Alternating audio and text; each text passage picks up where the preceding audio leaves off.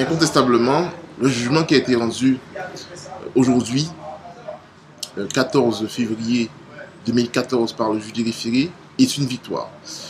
Une victoire d'abord pour la démocratie, puisque le juge rappelle que diffuser de fausses informations en tant que média public, alors que ces informations portent sur des éléments essentiels qui sont de nature, effectivement, à emporter la conviction des gens qui va se traduire dans un vote, ça constitue un trouble manifestement illicite.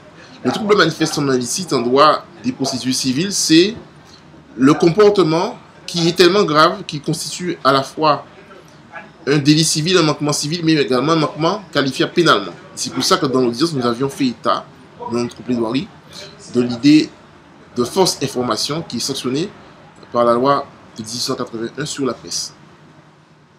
Deuxièmement, le juge rappelle également que, en tant que magistrat qui doit statuer au nom du peuple, il rappelle qu'il est le gardien de la liberté d'un peuple, de ce peuple. Et cette liberté, c'est laquelle? C'est la liberté que nous avons de penser par nous-mêmes et pour nous-mêmes dans le cadre de choix que la société nous impose. Or, le fait d'instituer une émission politique qui, dans une de ses séquences, établissait un scanner en véritable hit-parade au terme duquel était opéré un classement qui par définition pouvait susciter dans le public l'idée que ceux qui étaient les plus mal classés étaient les plus mauvais gestionnaires et devaient donc être remplacés, ne pas être élus. Mais le juge rappelle que cette idée-là, elle est mauvaise, c'est pour ça qu'il statue à l'annulation pure et simple du classement. Et c'est pour ça également qu'il rappelle que le temps de la campagne électorale est un temps éminemment politique, est un temps de maturation des consciences politiques. C'est un temps où on entend les arguments des uns et des autres, et au bout duquel on va faire dans sa tête un certain nombre d'analyses et qu'on va élaborer une conviction. Il faut respecter ce temps. Ça se fait comment? Ça se fait par le pluralisme, chacun se prononce, par l'affrontement royal, et ça se fait dans des conditions où c'est le peuple qui a l'exclusif du choix. Ça veut dire quoi? Le peuple qui a l'exclusif du choix, ça veut dire que c'est le peuple qui peut vous dire où vous êtes classé. Avant-dernier, dernier, ou premier, ou troisième, quatrième, cinquième, peu importe. Or, quand vous faites une émission où avant le choix du peuple, avant le classement du peuple, il y a un classement qui est un classement d'experts qui n'ont qu'une légitimité.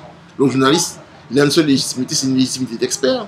Il est quelqu'un qui connaît l'information, mais ce n'est pas quelqu'un qui est élu. Alors le fait que vous puissiez vous remplacer le peuple, faire en quelque sorte le choix à sa place, ça constitue une vraie atteinte à la démocratie. Et c'est la raison pour laquelle ce qu'il faut retenir, c'est que le juge, par cette décision-là, va rétablir dans son droit, dans sa souveraineté, le choix du peuple. Donc, deux grandes leçons. Première leçon, la fausse information, c'est un trouble manifestement illicite, c'est un quasi-délit. Et la seconde information, c'est que le choix en démocratie appartient au peuple et non pas à un parterre d'experts, seraient-ils les plus éminents, qui ne sont pas investis par la légitimité populaire. Lorsqu'on élit quelqu'un, dans une démocratie, qu'il est maire, député, président de la République, c'est quelqu'un qui n'est qu'un représentant. Il est un porte-parole. Il traduit un pouvoir qui est le pouvoir du peuple. Sans ce pouvoir, il devient un tyran. Avec un pouvoir, c'est un élu. Et quel que soit ce qu'on aurait à dire sur son compte, il faut le respecter parce qu'il ne représente pas que lui, mais il représente des gens qui, à un moment donné, ont voté pour lui. Et c'est ce qu'on rappelle effectivement cette décision. Et je dis que c'est extrêmement symbolique parce qu'elle intervient dans la commune des Abîmes, qui est une ville, un territoire qui a connu beaucoup de combats contre l'esclavage, pour la démocratie, pour que chaque homme, quelle que soit sa couleur, sa taille, ses caractéristiques physiques, puisse être considéré comme l'égal de notre homme.